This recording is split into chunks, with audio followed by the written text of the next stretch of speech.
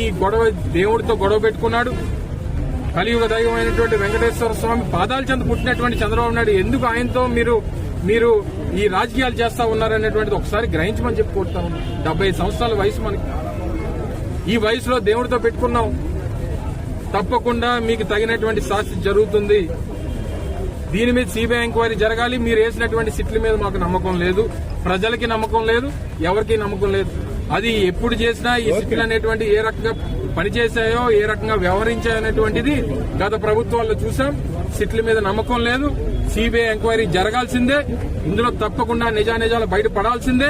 ఇందులో తప్పు ఎవరు చేశారనేటువంటిది ప్రజల ముందు పెట్టాల్సినటువంటి బాధ్యత. ఎందుకంటే తిరుమల తిరుపతి వెంకటేశ్వరాన్ని నమ్ముకునేటువంటి కోట్లాది మంది భక్తులు ప్రపంచ వ్యాప్తంగా ఉన్నారు. ఇందులో నిజానిజాలు తేలాల్సినటువంటి అవసరం ఉంది. దీనికి సిబిఐ ఎంక్వైరీ ఒక్కటే దీంట్లో ఉన్నటువంటి నిజానిజాలు బయటకు తీసుకొస్తాయనేటువంటి వైఎస్ఆర్ కాంగ్రెస్